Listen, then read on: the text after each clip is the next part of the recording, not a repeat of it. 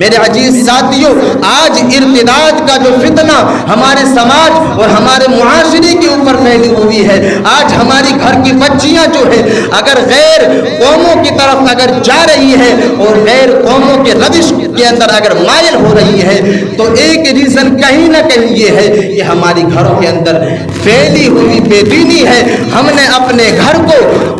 اسلامی تعلیمات کے مطابق ڈھالنے کی کوشش نہیں کی۔ ہم عزیز ساتھیوں،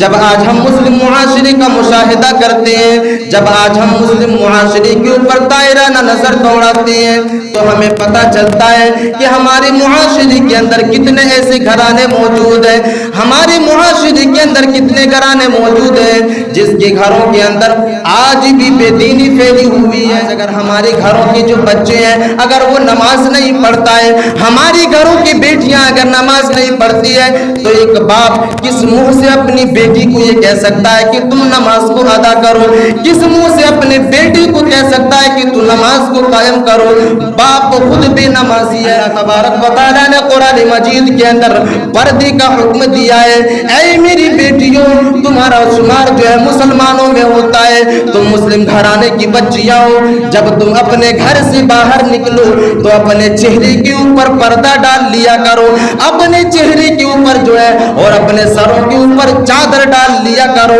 جب اپنے گھر سے باہر نکلو تو پردے میں ملبوس ہو کر کے اپنے گھر سے باہر۔ تو میرے عزیز ساتھیوں، اگر ہمارے سماج اور ہمارے معاشرے کے اندر، ہمارے علاقے کے اندر اگر اعلیٰ تعلیم کا کوئی منصوبہ اور پلاننگ نہیں ہے، تو میرے عزیز ساتھیوں، اسی اعلیٰ تعلیم کے نام پر آج ارتداد کے فتنے جو برپا ہو رہے ہیں، زیادہ تر فتنے جو ہیں اسی اعلیٰ تعلیم کے نام پر اور کالجوں کے نام پر، یونیورسٹیوں کے نام پر، اور یونیورسٹیوں کے اندر سے ہی یہ فتنہ پھیلا۔ اور یہی وجہ ہے کہ آج مسلم لڑکیاں جو ہے 11 لاکھ کے قریب جو ہے ارتداد کے فتنے میں جو ہے ملوث ہو چکی ہے اور ارتداد کے فتنے میں آ کر کے مرتد ہو چکی ہے۔ میرے حالت یہ ہے کہ ہم تو اپنے ایمان کو تھوڑی سی پریشانیاں ہماری اوپر آتی ہے اور ہم چند سکوں کے لیے اپنے ایمان کو جو ہے بیچ دیا کرتے ہیں، اپنے ایمان کو تباہ و برباد کر لیا کرتے ہیں۔ میرے عزیز ساتھیوں، ایک انسان کے لیے سب سے بڑی دولت، ایک مسلمان کے لیے سب سے بڑی دولت اس کا ایمان ہے۔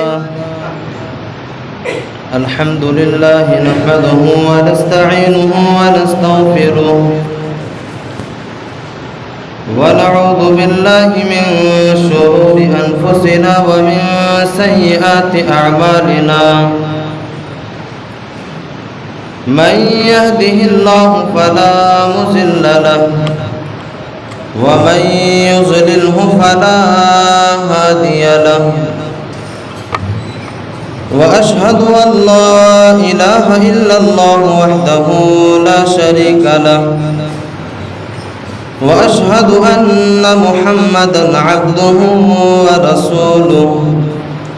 أما بعد فإن خير الحديث كتاب الله وخير الهدي هدي محمد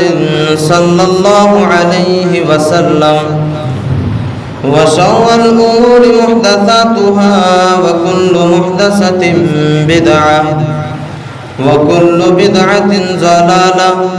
وكل ضلالة في النار۔ أعوذ بالله من الشيطان الرجيم، بسم الله الرحمن الرحيم۔ يا أيها الذين آمنوا اتقوا الله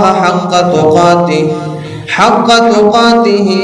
ولا تموتن إلا وأنتم مسلمون۔ يا أيها الناس اتقوا ربكم الذي خلقكم من نفس واحدة وخلق منها زوجها وبث منهما رجالا كثيرا ونساء واتقوا الله الذي تساءلون به والأرحام إن الله كان عليكم رقيبا۔ يا أيها الذين آمنوا اتقوا الله وقولوا قولا سديدا يصلح لكم أعمالكم ويغفر لكم ذنوبكم ومن يطع الله ورسوله فقد فاز فوزا عظيما. فقد قال الله تبارك وتعالى في كلامه المجيد والفرقان الحميد: بسم الله الرحمن الرحيم. إن الذين كفروا وماتوا وهم كفار فلن يقبل من أحدهم ملء الأرض ذهبا ولو افتدى به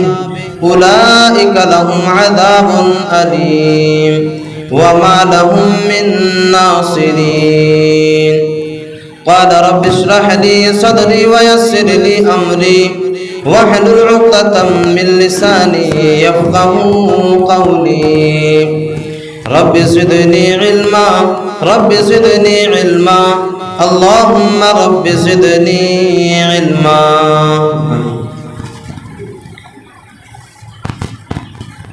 معزز سامعین کرام و حاضرین جمعہ، سب سے پہلے اللہ تبارک و تعالیٰ کا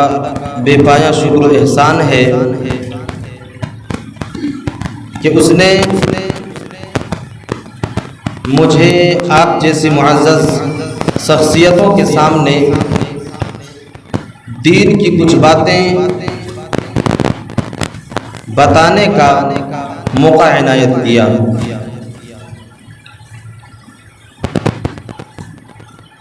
میں نے خطبہ مسنونہ کے بعد جو آیت کریمہ تلاوت کی ہے، اس آیت کریمہ کے ضمن میں میں نے جو موضوع انتخاب کیا ہے وہ موضوع ہے فتنہ ارتداد.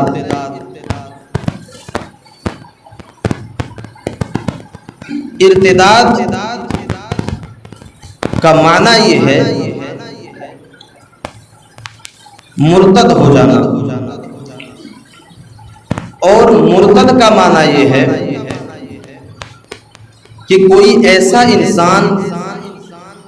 جس نے اللہ تبارک و تعالیٰ کے اوپر ایمان لایا اور آخری نبی جناب محمد الرسول اللہ صلی اللہ علیہ وسلم کے اوپر بھی ایمان لایا، قیامت کے دن کے اوپر بھی ایمان لایا، اور ایمان لانے کے بعد اس نے اللہ تبارک و تعالیٰ کا انکار کر دیا. یعنی مومن ہو جانے کے بعد کفر کا ارتکاب کر لینا،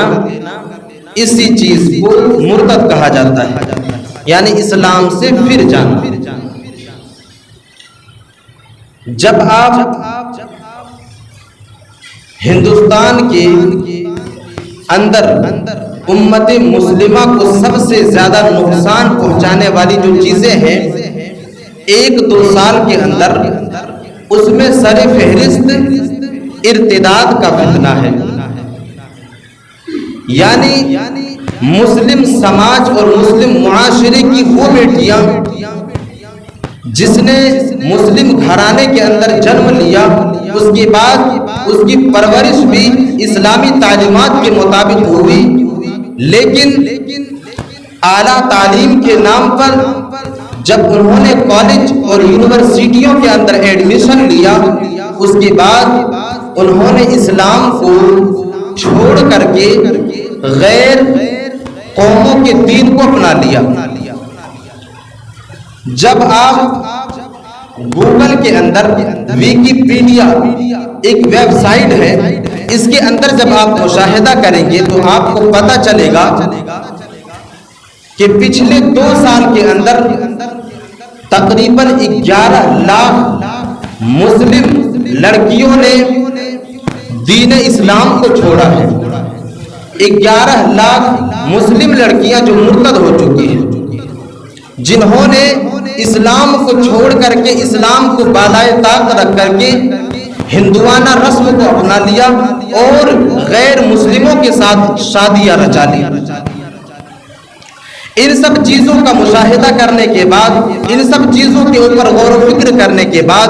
ہماری ذہنوں کے اندر ایک سوال پیدا ہوتا ہے، اور وہ سوال یہ ہے کہ آخر یہ نوبت آئی کیوں؟ ایک ایسا انسان جس کی پیدائش مسلم گھرانے کے اندر ہوگی، ایک ایسی عورت جس کی پیدائش جو ہے مسلم گھرانے کے اندر ہوگی، اس کی پرورش بھی اسلامی تعلیمات کے مطابق ہوگی، اس کا باپ نمازی ہے، اس کی ماں نمازی ہے، لیکن ان کی بیٹیاں جو ہے آخر کیا وجہ ہے، کیا ریزن ہے کہ ان کی بیٹیاں جو ہے غیر مسلموں کے ساتھ جو ہے وہ بھاگ رہی ہے اور غیر مسلموں کے ساتھ شادیاں رچا رہی ہیں؟ اس کے اوپر جب ہم اور آپ سماج کے اوپر تائرانہ نظر دوڑاتے ہیں اور سماج کے اوپر غور و فکر کرتے ہیں تو ایک چیز ابھر کر کے سامنے آتی ہے، اور وہ چیز یہ ہے کہ آج ہماری گھروں کے اندر جو بے دینی پھیلی ہوئی ہے، آج ہماری گھروں کے اندر اسلامی تعلیمات کے مطابق اور اسلامی اصول کے مطابق ہماری گھروں کے اندر زندگی نہیں گزاری جا رہی ہے، ہماری گھروں کے اندر جو بے دینی پھیلی ہوئی ہے، یہی وجہ ہے کہ آج ہمارے گھر کی لڑکیاں اور ہماری گھر کی بچیاں جو ہے وہ اسلام کو چھوڑ کر کے ہندوانہ رسم اختیار کر رہی ہیں۔ میرے عزیز ساتھیوں، جب آج ہم مسلم معاشرے کا مشاہدہ کرتے ہیں، جب آج ہم مسلم معاشرے کے اوپر دائرانہ نظر دوڑاتے ہیں تو ہمیں پتہ چلتا ہے کہ ہمارے معاشرے کے اندر کتنے ایسے گھرانے موجود ہیں، ہمارے معاشرے کے اندر کتنے گھرانے موجود ہیں جس کے گھروں کے اندر آج بھی بے دینی پھیلی ہوئی ہے، نہ اس کی ماں نماز پڑھتی ہے، نہ باپ نماز پڑھتا ہے، نہ بھائی نماز پڑھتا ہے، اور نہ گھر کے کوئی افراد نماز پڑھتے ہیں۔ میرے عزیز ساتھیوں، تصور کرو اگر ایک انسان اپنی گھروں کے اندر اپنی بچوں کے سامنے جب مسجد سے آزانیں ہوتی ہے، اس وقت جب ایک انسان اپنی گھروں کے اندر بیٹھا ہوا رہ جاتا ہے، مسجد سے جو ہے نماز پڑھنے کے لیے بلایا جاتا ہے، مسجد سے کامیابی کی طرف بلائی جاتی ہے کہ او لوگ آؤ اور اللہ تبارک و تعالیٰ کے سامنے سجدہ کرو اور کامیابی حاصل کرو۔ ایک انسان آزان کو سن لینے کے بعد، ایک انسان مسجد سے بلاوے کو سن لینے کے بعد جب ایک آدمی اپنے گھر کے اندر بیٹھ کر کے نماز کو ترک کر دیتا ہے، گھروں کے اندر بیٹھ کر کے نماز کو چھوڑ دیتا ہے، تصور کرو ہماری چھوٹی چھوٹی بچیوں کے ذہنوں کے اندر کیا چیز پیوست ہوگی، ہمارے گھروں کے اندر جو چھوٹے چھوٹے بچے ہیں ان کی ذہنوں کے اندر کیا چیز پیوست ہوگی۔ میرے عزیز ساتھیوں، اللہ تبارک و تعالیٰ نے اسی لیے قرآن مجید کے اندر یوں ارشاد فرمایا، یا ایھا الذین آمنوا قوا انفسکم واہلیکم نارا وقودھا الناس والحجارہ۔ اللہ تبارک و تعالیٰ کہہ رہا ہے کہ اے ایمان والو، اے مسلمانوں، اے ایمان والو، سب سے پہلے تم اپنے آپ کو جہنم کی آگ سے بچاؤ۔ میرے عزیز ساتھیوں، آج اگر ہمارے گھروں کے جو بچے ہیں اگر وہ نماز نہیں پڑھتا ہے، ہماری گھروں کی بیٹیاں اگر نماز نہیں پڑھتی ہے، تو ایک باپ کس منہ سے اپنی بیٹی کو یہ کہہ سکتا ہے کہ تم نماز کو ادا کرو؟ کس منہ سے اپنے بیٹی کو کہہ سکتا ہے کہ تم نماز کو قائم کرو؟ باپ خود بے نمازی ہے، باپ نمازی نہیں پڑھتا ہے۔ اللہ تبارک و تعالیٰ اس آیت کریمہ کے اندر اپنے گھر کو سدھارنے کا ایک منصوبہ دے رہا ہے۔ اللہ تبارک و تعالیٰ کہہ رہا ہے، اے ایمان والو، اے مسلمانوں جو اپنے آپ کو مسلمانوں کے زمرے میں شمار کروانا چاہتے ہو، اے ایمان والو جو اپنے آپ کو چاہتے ہو کہ ہمارا شمار جو ہے مومنوں میں ہو جائے، اے ایمان والو سب سے پہلے اپنے آپ کو، پھر اپنے گھر والوں کو، اے ایمان والو سب سے پہلے تم اللہ تبارک و تعالیٰ کے سامنے سجدہ کرو۔ جب تم اللہ تبارک و تعالیٰ کے سامنے سجدہ کر لے جاؤ، جب تم اللہ تبارک و تعالیٰ کی بندگی جو ہے اللہ تبارک و تعالیٰ کے سامنے سجدہ کر لے جاؤ، اس کے بعد تمہارے اوپر ذمہ داری ہے کہ تم اپنے گھر والوں کو بھی جہنم کی آگ سے بچاؤ، یعنی ان لوگوں کو بھی تم نماز کی طرف بلاؤ، ان لوگوں کو بھی حکم دو کہ اے میرے بیٹو، اللہ تبارک و تعالیٰ کی طرف سے بلاوا آ رہا ہے، اللہ تبارک و تعالیٰ کے گھر کی طرف سے بلاوا آ رہا ہے، چلو مسجد کے اندر نماز کو ادا کر لیا جائے۔ اللہ تبارک و تعالیٰ یہی تو منصوبہ دے رہا ہے، یہی تو اللہ تبارک و تعالیٰ قانون دے رہا ہے کہ وہ لوگوں اگر تم اپنے آپ کو जहन्नम की आग से बचाना चाहते हो तो सबसे पहले अपने आप को नमाजी बनाओ, सबसे पहले अपने आप को जहन्नम की आग से बचाओ, फिर अपने अहल व अयाल को भी जहन्नम की आग से बचाओ। सबसे पहले अपने आप को जहन्नम की आग से बचाओ, फिर उसके बाद अपने खानदान वालों को, अपने अहल अयाल को जहन्नम की आग से बचाओ। मेरे अजीज साथियों, आज इर्तिदाद का जो फितना हमारे समाज और हमारे मुआशरे के ऊपर फैली हुई है, आज हमारी घर की बच्चियां जो है अगर गैर कौमों की तरफ अगर जा रही है और गैर कौमों के रविश के अंदर अगर मायल हो रही है, तो एक रीजन कहीं ना कहीं ये है कि हमारी घरों के अंदर फैली हुई बेदीनी है। हमने अपने घर को इस्लामी तालीमात के मुताबिक ढालने की कोशिश नहीं की, हमने अपने घर की बच्चियों की तरबियत जो है इस्लामी तालीमात के मुताबिक नहीं। मेरे अजीज साथियों, अगर हम और आप इर्तिदाद के फितने को रोकना चाहते हैं, अगर हम ये चाहते हैं कि हमारे घर की बच्चियां इर्तिदाद के फितने से बच जाए, हमारे मुस्लिम मुआशरे के अंदर ये वबा फैली हुई है, इर्तिदाद का जो फितना फैला हुआ है, अगर इस फितने से मुस्लिम मुआशरे को रोकना चाहते हो, मुस्लिम मुआशरे को अगर रोकना चाहते हो, तो अल्लाह के नबी सल्लल्लाहु अलैहि वसल्लम की उस हदीस के ऊपर अमल किया जाए जिसके अंदर अल्लाह के नबी सल्लल्लाहु अलैहि वसल्लम फरमाते हैं कि एक मुसलमान की मिसाल ऐसी है,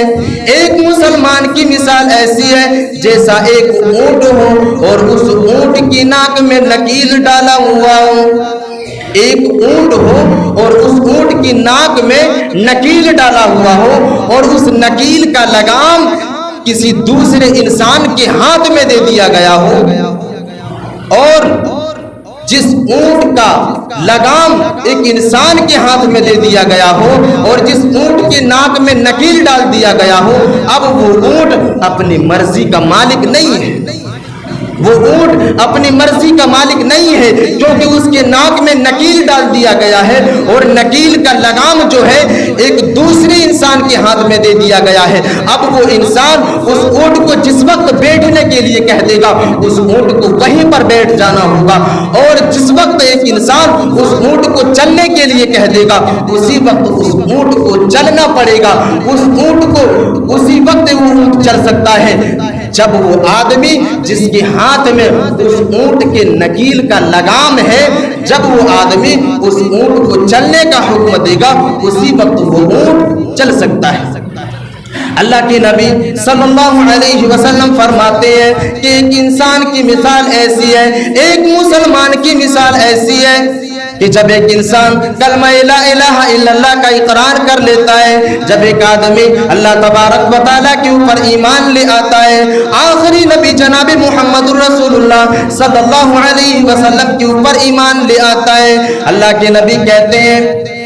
कि समझो कि उस इंसान की नाक में नकील डाल दिया गया हो, समझो कि उस इंसान की नाक में नकील डाल दिया गया हो और उस नकील का लगाम कुरान और हदीस को थमा दिया गया हो, समझो कि उस इंसान की नाक में जो नकील डाला गया है उसका लगाम कुरान और हदीस को थमा दिया गया है। अब एक इंसान को कुरान जो रास्ता बताएगा उसी रास्ते की तरफ एक इंसान जा सकता है, हदीस जो रास्ता बताएगा उसी रास्ते की तरफ इंसान जा सकता है। मेरे अजीज साथियों, इसी हदीस के ऊपर अमल करनी होगी। आज हमारे घरों के अंदर जब हम अपने बच्चियों की तरबियत करना शुरू करें, जब अपने बेटों की तरबियत करना शुरू करें, तो इसी हदीस के ऊपर अमल किया जाए और अपने बच्चों को बताया जाए, अपने बच्चियों को बताया जाए कि ऐ मेरे बेटों, ऐ मेरी बेटियों, सुनो, हम मुसलमान हैं और एक मुसलमान की मिसाल ऐसी है जैसा कि उसकी नाक में नकील डाल दिया गया हो और उसका लगाम कुरान और हदीस को थमा दिया गया हो। अब कुरान और हदीस हमें जो रास्ता बताएगा हम उसी रास्ते की तरफ जा सकते हैं, उसके अलावा हम किसी दूसरे को रास्ते को इख्तियार नहीं कर सकते हैं। मेरे अजीज साथियों, अपनी बच्चियों की तरबियत ऐसे ही करनी होगी। ऐ मेरे बच्चियों सुनो, अल्लाह तबारक व तआला ने कुरान मजीद के अंदर पर्दे का हुक्म दिया है। ऐ मेरी बेटियों, तुम्हारा शुमार जो है मुसलमानों में होता है, तुम मुस्लिम घराने की बच्चियां हो, जब तुम अपने घर से बाहर निकलो तो अपने चेहरे के ऊपर पर्दा डाल लिया करो, अपने चेहरे के ऊपर जो है और अपने सरों के ऊपर चादर डाल लिया करो। जब अपने घर से बाहर निकलो तो पर्दे में मलबूस होकर के अपने घर से बाहर निकलो। और जब तुम किसी गैर महरम से बात करो, जब तुम किसी मर्द से बात करो तो तुम्हारी आवाज में जो है कड़ापन होनी चाहिए, तुम्हारी आवाज में नरमी नहीं होनी चाहिए, तुम्हारी आवाज ऐसी होनी चाहिए कि तुम्हारी आवाज में सख्ती हो, नरमी नहीं होनी चाहिए। मेरे अजीज साथियों, जब हम इसी हदीस के मुताबिक अपनी बेटियों की तरबियत करना शुरू करेंगे, जब इसी हदीस के मुताबिक जब हम अपनी बेटियों की तरबियत करना शुरू करेंगे, उसी वक्त जो है हम इस फितने से जो है निजात पा सकते हैं। उसी वक्त हम इस इर्तिदाद के फितने से निजात पा सकते हैं जिस वक्त हम अपनी बेटियों की परवरिश जो है और तरबियत जो है कुरान के इसी उसूलों के मुताबिक करना शुरू कर देंगे। मेरे अजीज साथियों, आज मुस्लिम मुआशरे के नौजवान भी बिगड़े हुए हैं, उनका भी रविश है, चाहे वो नशा आवर चीजों का इस्तेमाल के ताल्लुक से हो, चाहे वो ज़िनाकारी के रास्ते के ताल्लुक से हो, चाहे वो किसी भी रास्ते से हो, मुस्लिम मुआशरे के नौजवान भी बिगड़े हुए हैं। मुस्लिम मुआशरे के नौजवान की हालत भी खराब है। जब हम उनकी भी परवरिश करना शुरू करें, जब हम उनकी भी तरबियत करना शुरू करें तो इसी कुरान और हदीस के मुताबिक ही शुरू करें। जब हम नौजवानों और अपने बेटों की तरबियत करना शुरू करें तो इसी हदीस के ऊपर अमल करें कि हमारे लिए जो है ज़ाब्ता-ए हयात कुरान मजीद है। अगर हम कोई अमल करेंगे तो वो अमल कुरान के मुताबिक होनी चाहिए, अगर हम कोई रास्ता इख्तियार करेंगे तो वो रास्ता कुरान और हदीस के उसूलों के मुताबिक होनी चाहिए। तो मेरे अजीज साथियों, अगर हम और आप इर्तिदाद के फितने से बचना चाहते हैं और इर्तिदाद के फितने से निजात पाना चाहते हैं तो मेरे अजीज साथियों, हमारे लिए एक ही ऑप्शन है और वो ऑप्शन ये है कि हम आखिरी नबी जनाब मोहम्मद रसूलुल्लाह सल्लल्लाहु अलैहि वसल्लम के इसी हदीस के ऊपर अमल करें कि हमारे लिए जो है ज़ाब्ता-ए हयात कुरान करीम है, हमारे लिए जो है रास्ता दिखाने वाली चीज अगर कोई है तो वो कुरान और हदीस है। इसके अलावा हम किसी रास्ते को इख्तियार नहीं कर सकते। तो ये पहली रीजन है कि हमारे घरों के अंदर फैली हुई बेदीनी,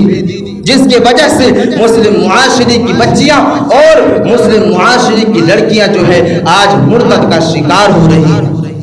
दूसरी रीजन, दूसरा वजह यह है कि आज हमारे मुआशरे के अंदर, हमारे समाज के अंदर तालीमी निज़ाम नहीं है, हमारे मुआशरे के अंदर कोई ऐसा इदारा नहीं है जिसके अंदर जा करके मुस्लिम बच्चियां और मुस्लिम लड़कियां जो है दीन की तालीम हासिल कर सके। कोई ऐसा इदारा नहीं है हमारे पास जिसके पास पहुंच करके मुस्लिम मुआशरे की बच्चियां जो है आला तालीम हासिल कर सके। मेरे अजीज साथियों, और इसी मुस्लिम समाज का एक बड़ा गिरोह, बड़ा तबका जो है लड़कियों से और औरतों के लिए मस्जिद के दरवाजे को भी बंद कर दिया है और औरतों के लिए मस्जिद के दरवाजे को भी बंद कर दिया है। मेरे अजीज साथियों, कहीं ना कहीं वजह यह है इर्तिदाद और मुर्तद होने का जो फितना आज हमारे मुआशरे और समाज के ऊपर जो फैली हुई है, कहीं ना कहीं रीजन ये है कि आज हमने अपनी माएँ और बहनों को दीनी तालीम से रोशनास कराने की कोशिश नहीं की है। हमने कोई ऐसा प्लानिंग नहीं बनाया है जिसके जरिया हम अपने समाज और मुआशरे की औरतों तक कुरान और हदीस की बातों को पहुंचा सके। हमारे पास कोई ऐसा मंसूबा नहीं है, हमारे पास कोई ऐसा प्लानिंग नहीं है जिसके जरिया हम मुस्लिम मुआशरे की जो औरतें हैं और जो बच्चियां हैं और मुस्लिम मुआशरे की जो शहजादियां हैं उन तक हम दीनी तालीम को पहुंचा सके। मेरे अजीज साथियों, कहीं ना कहीं वो लोग भी कसूरवार हैं, कहीं ना कहीं वो लोग भी सजा के हकदार हैं जो लोग इस तरह के मंसूबे बनाए करते हैं कि मुस्लिम मुआशरे की جو عورتیں ہیں وہ مسجد کے اندر جا ہی نہیں سکتا۔ میرے عزیز ساتھیوں، آج کچھ لڑکیاں اور کچھ عورتیں اگر دینی تعلیم سے روشناس ہو رہی ہے تو یہ علماء اہل حدیث کی کارکردگی ہے، جس کی وجہ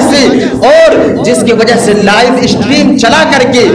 سوشل میڈیا کے اندر دینی تعلیم کو فروغ دیا جا رہا ہے، جس کو سننے کے بعد آج مسلم معاشرے کی بچیاں جو ہے دینی تعلیم حاصل کر رہی ہیں۔ میرے عزیز ساتھیوں، اگر ہم اس فتنے سے بچنا چاہتے ہیں تو ہمارے اوپر سب سے پہلی ذمہ داری یہ ہے کہ ہم کوئی ایسا منصوبہ بنائیں، ہم کوئی ایسا پلاننگ بنائیں جس کے ذریعہ ہم اپنے معاشرے کی عورتوں تک، ہم اپنے معاشرے کی نوجوان بچیوں تک دین کی تعلیم کو پہنچا سکیں، قرآن اور حدیث کی باتوں کو پہنچا سکیں، جس کے بعد وہ بھی قرآن اور حدیث کے اوپر عمل کرنے والا بن جائے۔ میرے عزیز ساتھیوں، ارتداد کا فتنہ جو پھیلا ہوا ہے اس کی ایک ریزن یہ بھی ہے، اور ہمارے پاس کوئی ایسا ادارہ بھی نہیں ہے جس کے اندر جا کر کے ہماری بچیاں اعلیٰ تعلیم حاصل کر سکے، اور اسی اعلیٰ تعلیم کے نام پر، ڈاکٹر بننے کے نام پر، انجینئر بننے کے نام پر آج مسلم معاشرے کی لڑکیاں جو ہے کالجوں کا رخ کر رہی ہے،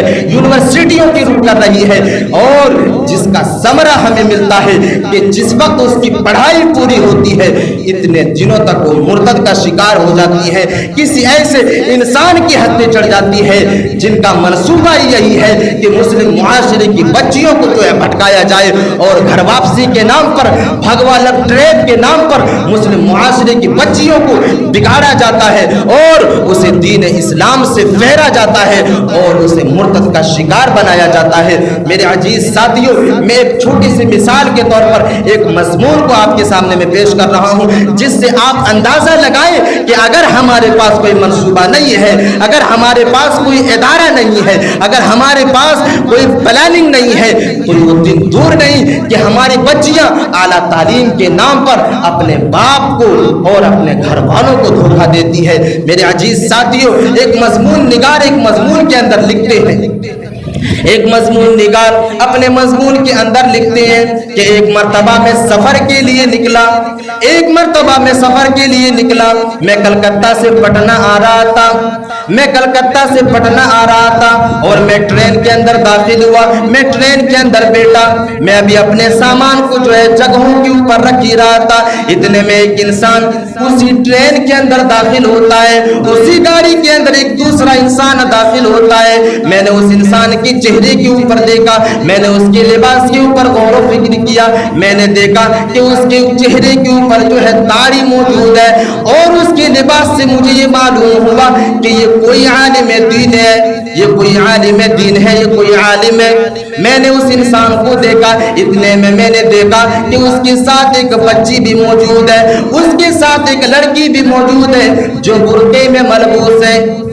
جو برقع پہنی ہوئی ہے۔ اس انسان کے ساتھ ایک لیڈی بھی موجود ہے جو برقع پہنی ہوئی ہے۔ وہ انسان میرے پاس آتا ہے، وہ عالم میرے پاس آتا ہے اور مجھ سے کہتا ہے السلام علیکم ورحمۃ اللہ وبرکاتہ۔ وہ انسان مجھے سلام کرتا ہے، میں جواب دیتا ہوں۔ وہ انسان مجھ سے کہتا ہے کہ میرے بھائی جان، یہ میری بیٹی ہے اور یہ اعلیٰ تعلیم حاصل کرنے کے لیے، یہ انجینئرنگ کی پڑھائی کرنے کے لیے پٹنہ جا رہی ہے، کولکاتہ سے پٹنہ جا رہی ہے۔ میں آپ کے اوپر یہ ذمہ داری سونپتا ہوں کہ میری بیٹی کی نگہبانی کیا جائے، میری بیٹی کو پٹنہ تک چھوڑ دینا، میری بیٹی کی نگہبانی کرتے ہوئے پٹنہ کی ریلوے اسٹیشن تک چھوڑ دینا۔ وہ انسان کہتا ہے، میں نے اسے اعتماد میں لیا اور میں نے اس انسان سے کہا کہ آپ بے فکر ہو کر کے جائیں، میں اس کی دیکھ بھال کروں گا، میں اس کی رکھوالی کرتے ہوئے پٹنہ تک چھوڑوں گا۔ وہ انسان خوش ہو جاتا ہے اور مجھے سلام کر کے وہ انسان چلا جاتا ہے۔ وہ صوفی بصفا انسان مجھے سلام کر کے چلا جاتا ہے۔ اتنے میں وہ گاڑی کولکاتہ کے ریلوے اسٹیشن سے نکلتی ہے، وہ گاڑی کولکاتہ سے نکلتی ہے پٹنہ کی طرف، اپنے منزل مقصود کی طرف نکلتی ہے۔ کچھ دور جانے کے بعد، کچھ اسٹیشن دور جانے کے بعد میں نے دیکھا کہ اس लेडी के पास, मैंने देखा कि उस लड़की के पास एक इंसान आकर के बैठता है, एक नौजवान आकर के बैठता है जिसके हाथ में भगवा कलर का धागा बंधा हुआ है और दूसरे हाथ में कड़ा पहना हुआ है। मैंने देखा कि वो इंसान उस लड़की के पास आकर के बैठ जाता है और उस लड़की से बात करना शुरू कर देता है। जब मैं ये चीज देखता हूँ मुझे गुस्सा आता है और मैं उसे रोकने की कोशिश करता हूँ, लेकिन फिर मैं ये सोच करके रुक जाता हूँ कि कहीं किसी दूसरे मौजूद के ऊपर गुफ्तगू किया जा रहा हो। कुछ देर के बाद, कुछ दूर जाने के बाद और कुछ रेलवे स्टेशन को क्रॉस करने के बाद मैंने फिर से उसी इंसान को देखा कि अब वो इंसान, अब वो मर्द जिसके हाथ में कड़ा है और जिसके हाथ में भगवा कलर का धागा बंधा हुआ है, वो इंसान उसी लेडी के साथ, उसी लड़की के साथ सरगोशी करना शुरू कर देता है। उस लड़की के साथ जो है हंसना भी शुरू कर देता है और बिल्कुल उस लड़की के साथ तो घुल मिल जाता है। मुझे गुस्सा आता है और मैं फिर से उठना चाहता हूँ, लेकिन मेरी बीवी मेरे साथ मौजूद थी। मैं उठ करके उसे मना करना चाहता था, लेकिन मेरी बीवी मेरे साथ मौजूद थी। मेरी बीवी ने कहा कि सोहरे सरताज उसे छोड़ दिया जाए, कहीं वो लड़की आपके ऊपर कहीं घिनौना इल्जाम ना लगा दे और आपके ऊपर कहीं कोई इल्जाम ना लगा दे। इसलिए मैं रुक गया और मैंने उसको उसी हालत पर छोड़ दिया। मेरे अजीज साथियों, वो मजमून निगार लिखते हैं कि मैंने अपनी नजरों से देखा कि वो लड़की, जिस लड़की को उसके बाप ने बुर्का पहना करके गाड़ी के ऊपर बिठाया था, ट्रेन के ऊपर बिठाया था, वो लड़की अपने बुर्के को उतार चुकी थी, अपने चेहरे से पर्दे को हटा चुकी थी और अपने बुर्के को उतार चुकी थी। और जब मैं पटना के रेलवे स्टेशन के अंदर उतरा तो मैंने उसी लड़की को देखा कि उसके पूरे जिस्म से जो है बुर्का उतर चुका था और अपने बुर्के को जो है अपने बैग के अंदर रख लिया था और वो आम लिबास में उसी गैर मुस्लिम लड़के के साथ जो है रेलवे स्टेशन से बाहर निकलती है। मेरे अजीज साथियों, वो मजमून निगार कहते हैं, वो मजमून निगार लिखते हैं कि मुझे ये सब सारी की सारी चीजें देखने के बाद मुझे ऐसा महसूस हुआ कि मैं खून के आंसू रोना शुरू कर दूं। एक बाप के ऊपर क्या बीतेगा जब उसे पता चलेगा कि मैं उसे आला तालीम हासिल करने के लिए पटना के हॉस्टल के अंदर भेजा था। आज वो मेरी बच्ची जो है, आज वो मेरी बेटी जो है किसी गैर मुस्लिम लड़के के साथ जो है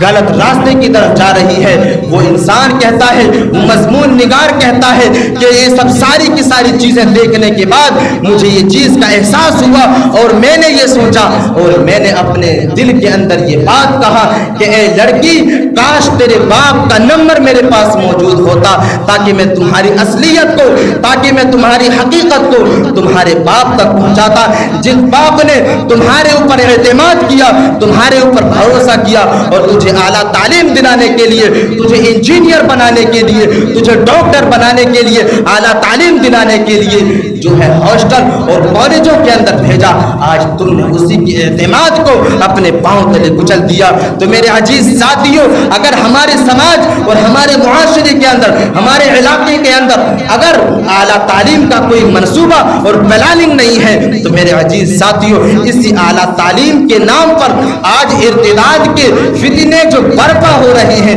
ज्यादातर फितने जो है इसी आला तालीम के नाम पर और कॉलेजों के नाम पर, यूनिवर्सिटियों के नाम पर, और यूनिवर्सिटियों के अंदर से ही ये फितना फैला। और यही वजह है कि आज मुस्लिम लड़कियां जो है 11 लाख के करीब जो है इर्तिदाद के फितने में जो है मुलव्वस हो चुकी है और इर्तिदाद के फितने में आकर के मुर्तद हो चुकी है। मेरे अजीज साथियों, रीजन यही है कि हमने सिर्फ और सिर्फ यही समझा कि मस्जिद के अंदर जाकर के सजदा कर लिया जाए, मस्जिद के अंदर जाकर के नमाजें पढ़ लिया जाए, यही काफी है। मेरे अजीज साथियों, अगर अल्लाह तबारक व तआला ने आपको इस काबिल बनाया है कि आप समाज के अंदर, मुआशरे के अंदर कोई ऐसा इदारा कायम कर सकते हैं जिस इदारे को कायम करने के बाद हमारे मुस्लिम बच्चियां जो है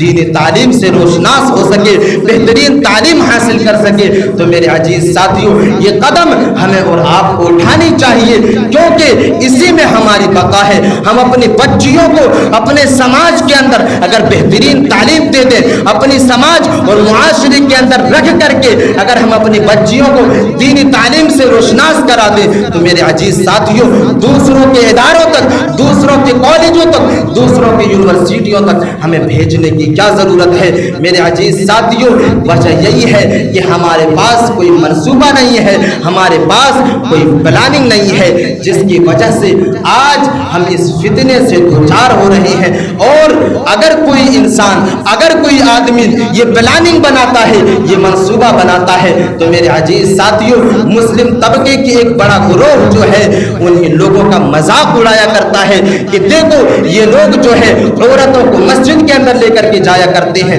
میرے عزیز ساتھیوں اگر ہم اپنے گھر کی عورتوں کو, اگر ہم اپنے گھر کی بچیوں کو ارتداد کے فتنے سے, مرتد ہونے سے اور غیر مسلموں کے ساتھ شادیاں رچانے سے اگر روکنا چاہتے ہیں, تو میرے عزیز ساتھیوں یہ منصوبہ اور یہ پلاننگ ہمیں بنانی ہوگی, کیونکہ اللہ تبارک و تعالیٰ نے قرآن مجید کے اندر ان لوگوں کے لیے ایک بڑا مژدہ سنا دیا ہے, اور ان لوگوں کے لیے جو ہے اللہ تبارک و تعالیٰ نے آیت کریمہ نازل کر دی ہے کہ جو لوگ ایمان لے آنے کے بعد اگر کوئی انسان مرتد ہو جاتا ہے, اگر کوئی آدمی کافر ہو جاتا ہے, تو اس انسان کی ساری نیکیاں جو ہے وہ تباہ و برباد کر دی جاتی ہے. اللہ تبارک و تعالیٰ قرآن مجید کے اندر یوں ارشاد فرماتا ہے, ان الذین کفروا وماتوا وهم کفار فلن يقبل من احدهم ملء الارض ذهبا ولو افتدى به اولئک لهم عذاب الیم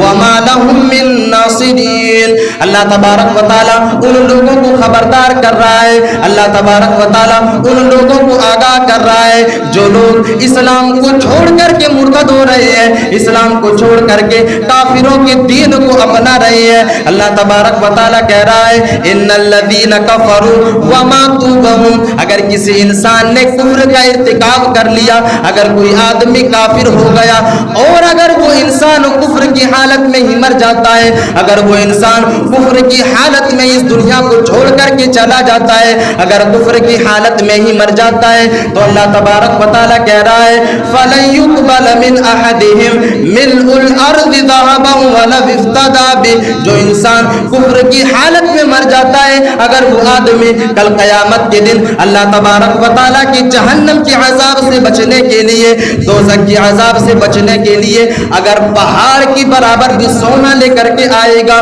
تو اللہ تبارک و تعالیٰ اس پہاڑ کے برابر سونے کو بھی ٹھکرا دے گا, اس کے پہاڑ کے برابر سونے کو بھی انکار کر دے گا, اور اللہ تبارک و تعالیٰ قبول نہیں کرے گا. اللہ تبارک و تعالیٰ کہہ رہا ہے فَلَن يُقْبَلَ مِنْ أَحَدِهِمْ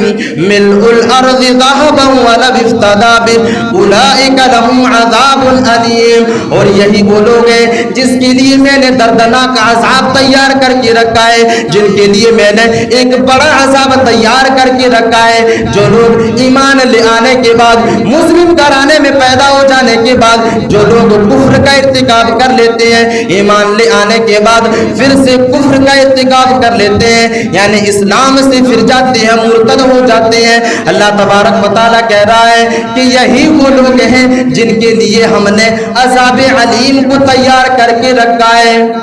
وَمَا لَهُم مِّن نَاصِرِينَ. پھر اللہ تبارک و تعالیٰ اسی آیت کریمہ کے اندر اور ایک ڈراؤنے عذاب کی طرف جو اشارہ کر رہا ہے, اللہ تبارک و تعالیٰ کہہ رہا ہے کہ جب ہم اسے دردناک عذاب جہنم کے اندر دیں گے,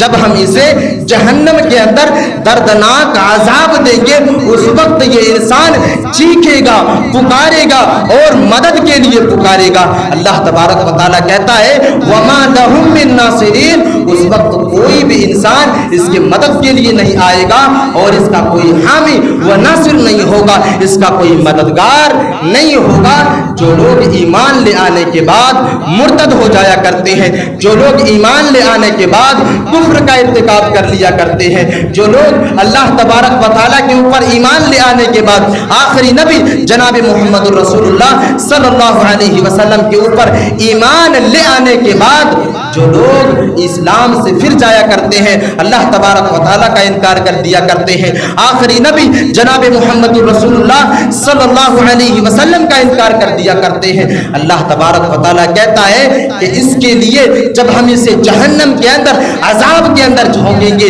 تو اس کا کوئی حامی و ناصر نہیں ہوگا، کوئی مددگار نہیں ہوگا۔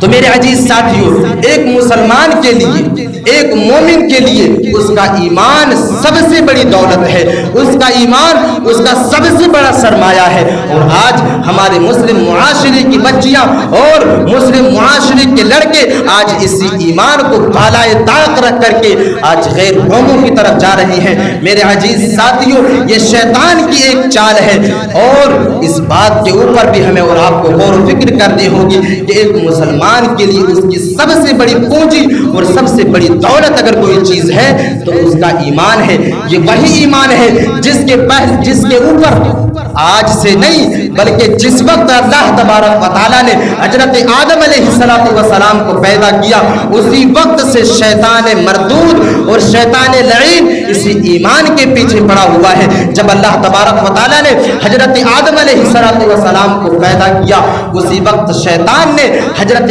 آدم علیہ السلام کے ایمان کے اوپر ڈاکہ ڈالا اور اسے گمراہ کرنے کی کوشش کی، اور جب آخری نبی جناب محمد رسول اللہ صلی اللہ علیہ وسلم نے سرزمین عرب کی طرف جب اللہ تبارک و تعالیٰ کے حکم سے کلمہ لا الہ الا اللہ کا اقرار کیا اور لوگوں تک اس کلمے کو پہنچایا، لوگوں کو مومن بنانے کے لیے، مسلمان بنانے کے لیے جب اللہ کے نبی صلی اللہ علیہ وسلم نے اسلام کی روشن تعلیمات کو لوگوں تک پھیلانا شروع کیا، اسی وقت کچھ صحابہ کرام ایسے بھی تھے جن لوگوں نے جب اسلام کو قبول کیا تو اسی شیطان مردود کی چال کے اوپر کچھ لوگوں نے صحابہ کرام کو اتنی پریشانیوں کے اندر ڈالا، صحابیہ کو اتنی پریشانیوں کے اندر ڈالا، اور ان پریشانیوں کو جھیلنے کے بعد نہ تو صحابہ کرام نے نہ تو صحابیہ نے کنہیں بھی لوگوں نے اسلام کے دامن کو چھوڑنے کی کوشش نہیں کی اور کسی نے بھی اسلام سے پھرنے کا ارادہ نہیں کیا۔ میرے عزیز ساتھیوں، جب آپ اسلامی تاریخ کا مطالعہ کریں گے، جب آپ اسلامی تاریخ کے پنوں کو الٹنا شروع کریں گے تو آپ کو پتہ چلے گا کہ کتنے ایسے واقعات موجود ہیں سیرت کی کتابوں میں اور تاریخ کی کتابوں میں جس کے اندر جب صحابہ کرام نے ایمان لایا اور اسلام کو قبول کیا، اللہ تبارک و تعالیٰ کی لائی ہوئی دین جو اللہ کے نبی صلی اللہ علیہ وسلم نے صحابہ کرام تک پہنچایا، جب اس دین کو صحابہ کرام نے قبول کیا تو انہی مشرکوں نے، سرزمین عرب کے کافروں نے صحابہ کرام کے اوپر اتنی پریشانیاں ڈھائیں کہ آج وہ پریشانیاں اگر ہمارے اوپر جو ہے مسلط کر دیا جائے تو شاید ہم اور آپ ان پریشانیوں کو برداشت نہیں کر سکتے۔ حضرت سمیہ رضی اللہ تعالی عنہ، اس کے بارے میں حدیث کے اندر آتا ہے کہ جب حضرت سمیہ رضی اللہ تعالی عنہ ایمان کو لاتی ہیں، جب اسلام قبول کرتی ہیں، حضرت سمیہ رضی اللہ تعالی عنہ جب اسلام قبول کرتی ہیں، یہ بات ابو جہل تک پہنچ جاتا ہے۔ ابو جہل حضرت سمیہ رضی اللہ تعالی عنہ کو قید کر لیتا ہے اور اس کے شوہر کو بھی قید کر لیتا ہے، اس کے بیٹے کو بھی قید کر لیتا ہے۔ میرے عزیز ساتھیوں، ابو جہل حضرت سمیہ رضی اللہ تعالی عنہ کو لے کر کے ایک جگہ پر چلے جاتے ہیں، وہیں پر اس کے شوہر کو بھی کھڑا کر دیا جاتا ہے، وہیں پر اس کے جوان بیٹے کو بھی کھڑا کر دیا جاتا ہے، اور ابو جہل حضرت سمیہ رضی اللہ تعالی عنہ سے کہتا ہے کہ اے سمیہ، اگر تم یہ چاہتے ہو کہ تمہارے جوان بیٹے کے سامنے، تمہارے شوہر کے سامنے تجھے برہنہ نہ کیا جائے، تمہارے شوہر کے سامنے جو ہے تمہیں جو ہے ذلیل نہ کیا جائے، تو اے سمیہ تم ایمان سے پھر جاؤ، تم ایمان کو چھوڑ دو، اللہ تبارک و تعالیٰ کا انکار کر دو، آخری نبی جناب محمد رسول اللہ صلی اللہ علیہ وسلم کا انکار کر دو۔ جب ابو جہل حضرت سمیہ رضی اللہ تعالی عنہا سے یہ کہتا ہے، حضرت سمیہ رضی اللہ تعالی عنہ کس طرح اپنے ایمان کی حفاظت کر رہی ہے، کس طرح اپنے ایمان کی حفاظت کر رہی ہے۔ حضرت سمیہ رضی اللہ تعالی عنہ اپنے بیٹے کے سامنے برہنہ ہو جانا گوارا کر لیتی ہے، ننگا ہو جانا گوارا کر لیتی ہے، لیکن ایمان کی دولت کو اپنے ہاتھوں سے نکلنے کے لیے تیار نہیں ہوتی ہے۔ میرے عزیز ساتھیوں، تاریخ کے اندر یہ واقعہ بھی ذکر ہے، اور چشم فلک نے اس چیز کو بھی دیکھا ہے کہ ابو جہل نے حضرت سمیہ رضی اللہ تعالی عنہا کو جو ہے قتل کر دیتا ہے۔ میرے عزیز ساتھیوں، اس ایمان کی دولت کو بچانے کے لیے، اس ایمان کی پونجی کو بچانے کے لیے حضرت سمیہ رضی اللہ تعالی عنہ قتل ہو جانا گوارا کر لیتی ہے، اپنے جسم کو دو حصوں میں تقسیم کروا لینا گوارا کر لیتی ہے، لیکن اپنے ایمان سے ہاتھ دھونے کے لیے تیار نہیں ہوتی ہے۔ میرے عزیز ساتھیوں، یہ ایمان کی دولت ہے، یہ ایمان کی پونجی ہے۔ آج تو ہمارے معاشرے کی جو بچیاں ہیں، ہمارے معاشرے کی جو لڑکے ہیں، چند سکوں کے لیے اور چند چیزوں کے لیے اپنے ایمان کا سودا کر لیا کرتے ہیں، اور اپنے ایمان کو جو ہے بالائے طاق رکھ دیا کرتے ہیں۔ میرے عزیز ساتھیوں، اسی طرح حضرت بلال رضی اللہ تعالی عنہ جب اسلام کو قبول کرتے ہیں، جب ایمان لے آتے ہیں، جب اسلام کو قبول کرتے ہیں، یہ بات امیہ بن خلف تک پہنچ جاتی ہے۔ امیہ بن خلف حضرت بلال رضی اللہ تعالی عنہ کو قید کر لیتے ہیں، اور قید کرنے کے بعد اسے تپتی ہوئی ریتوں کے اوپر لٹا دیا جاتا ہے، اسے تپتی ہوئی ریتوں کے اوپر لٹا دیا جاتا ہے، اور اس کے سینے کے اوپر ایک بھاری پتھر رکھ دیا جاتا ہے تاکہ وہ ہل نہ سکے۔ میرے عزیز ساتھیوں، اتنی اذیت دینے کے بعد، اتنی پریشانیاں اس کے اوپر ڈالنے کے بعد امیہ بن خلف کہتا ہے کہ اے بلال، یا تو اسلام سے پھر جا، یا تو اللہ تبارک و تعالیٰ کا انکار کر دے، یا ایسے ہی تڑپتے ہوئے مر جا۔ میرے عزیز ساتھیوں، تصور کرو کتنا پختہ ایمان اللہ تبارک و تعالیٰ نے ان لوگوں کو عطا کیا تھا، ان لوگوں کو دیا تھا، صحابہ کرام کو دیا تھا۔ تاریخ کے اندر آتا ہے، حدیث کے اندر ذکر کرتے ہیں کہ حضرت بلال رضی اللہ تعالی عنہ اتنی پریشانیوں کو جھیلنے کے بعد، اتنی پریشانیوں کو جھیلنے کے بعد بھی اپنی زبان سے احد احد کے لفظ نکالا کرتے تھے، اور یہ گواہی دیا کرتے تھے کہ معبودان حق اگر کوئی ہے تو وہ اللہ تبارک و تعالیٰ ہے، اگر کوئی عبادت کے لائق ہے تو وہ اللہ تبارک و تعالیٰ ہے، اگر کوئی سجدے کے قابل ہے تو وہ اللہ تبارک و تعالیٰ ہے، اور ہم آخری نبی جناب محمد رسول اللہ صلی اللہ علیہ وسلم کے اوپر ایمان سے بھی انکار نہیں کریں گے۔ میرے عزیز ساتھیوں، یہ صحابہ کرام کی زندگی ہوا کرتی تھی کہ ساری کی ساری پریشانیاں جھیل لیا کرتے تھے، ساری کی ساری دقتوں کو جھیل لیا کرتے تھے، لیکن اپنے ایمان کی حفاظت کیا کرتے تھے، اپنے ایمان کو بچایا کرتے تھے۔ لیکن آج ہماری حالت یہ ہے، آج ہماری حالت یہ ہے کہ ہم تو اپنے ایمان کو، تھوڑی سی پریشانیاں ہماری اوپر آتی ہے اور ہم چند سکوں کے لیے اپنے ایمان کو جو ہے بیچ دیا کرتے ہیں، اپنے ایمان کو تباہ و برباد کر لیا کرتے ہیں۔ میرے عزیز ساتھیوں، ایک انسان کے لیے سب سے بڑی دولت، ایک مسلمان کے لیے سب سے بڑی دولت اس کا ایمان ہے، اس کا ایمان ہے، تاکہ وہ انسان اپنے ایمان کی حفاظت کر سکے۔ تو میرے عزیز ساتھیوں، یہ چند باتیں میں نے آپ لوگوں کے سامنے ارتداد کے فتنے کے تعلق سے میں نے آپ لوگوں کے سامنے بیان کیا، اور میں نے وہ چیزیں آپ لوگوں کے سامنے رکھی کہ جن چیزوں کے اوپر عمل کرنے کے بعد ہماری بچیوں کے ایمان کو ہم اور آپ بچا سکتے ہیں، اور ارتداد کے فتنے سے، مرتد ہونے سے، اسلام سے پھر جانے والے فتنے سے ہم اور آپ اپنے بچیوں کو اور اپنے لڑکوں کو بچا سکتے ہیں۔ میں آخر میں اللہ تبارک و تعالیٰ سے دعا کرتا ہوں کہ پروردگار عالم کہی ہوئی باتوں پر تمام سامعین کو اس پر عمل کرنے کی توفیق عطا فرمائے، آمین۔